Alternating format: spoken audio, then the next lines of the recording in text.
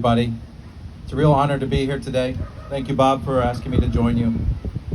Before I get started, I asked my son here to join me because we, in our household, uphold a tradition that's been going on for a long time in our family, being a military brat myself from the Air Force, that whenever we see people who are active duty or former military, there's something we always need to say to them.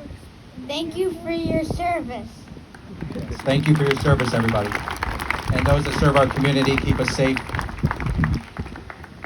So like Bob said, I'm a Ridgewood resident. I'm here as both a military brat, a proud Cub Scout leader, and I wanted to tell a story that's been an inspiration of my life. It's a family story. It's a story of heroism, sacrifice, duty, commitment. It's a story about my father. Never shared this story publicly, but it happens to be the 50th anniversary of those that returned from Vietnam as prisoners of war. Along with Bob asking me to do so, I thought it was a perfect time to share this story for the first time. My dad's story starts at a young age. He joined the military right out of high school.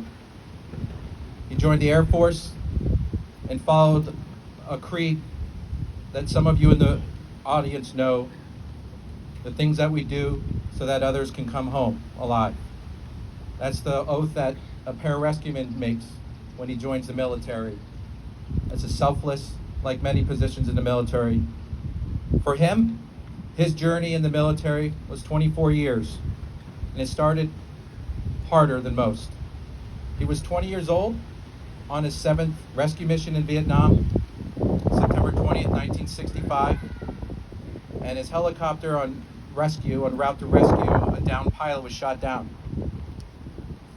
He was captured after surviving the crash and taken into imprisonment in North Vietnam. He spent the first 8.5 months in solitary confinement. If he was here, which he's alive and healthy, he just happens to be in San Diego, California with my mom. Couldn't be here today, so I'm happy to tell his story. But over those first 8.5 months in solitary confinement, he doesn't talk about that part much. But what he does tell you is that it was a period of transformation. He found a way that instead of looking at every day that went by from that point on as a day further from his dreams, he found a way to convince himself that every day forward was a day closer to his dreams. For him, if he was here, he would explain his dreams were to come home, to become a father, raise a family, and be an active member in his one's community.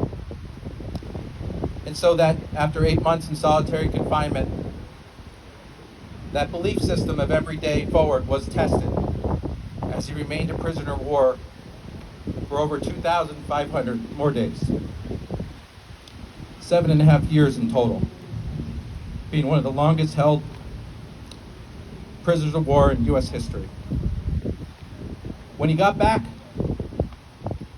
to the United States, military asked, "What do you want to do? What do you want?" He said, "I want 2 things. First, I want a dentist." Not good health care in North Vietnam. Second thing is he wanted to continue to serve. He went to college, became a pilot, where I was born on Mayfair Air Force Base in 1975. He served there for the next 6 years. But he wasn't done serving yet. He was asked again if he would answer the call. So we as a family moved to Monterey, California, where my dad went back to school, became fluent in Russian, got his master's in political science, and they shipped us off to the middle of the Cold War in East Germany, living inside the wall in West Berlin. So I was about the same age as most of my scouts that have joined us in the background here. Same as my son here. Those were very, very, very interesting years. After 4 years of serving, the Pentagon called and wanted him to serve further after 24 years. But he reminded himself of what one of his dreams was to have a family, which he had started, but but bring us back home and raise us in our hometown in Pennsylvania. So his duty was at that point to his family.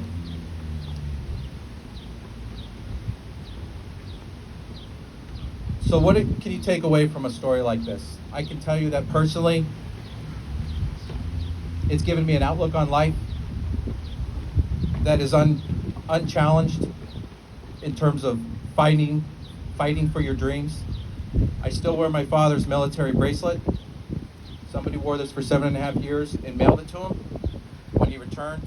It reminds me every day, regardless of the challenge in front of me, that nothing can stop me from reaching my own dreams. And one of the reasons why I wanted to come here in my Cub Scouts uniform and invite a lot of our Cub Scouts who are here today, so thank you for being here, is to leave you with that message, that you all fearlessly challenge yourself to chase your own dreams. Don't give up on any of those things. And as you're at our next Scout meeting and you're reciting our oath, which leads with helping others at all times, keeping yourself mentally aware, morally straight. Remember that there's people out here that are leaving their lives on the battlefield or everywhere else making sacrifices. So we can do the right things for our community and pay it forward. Thank you very much.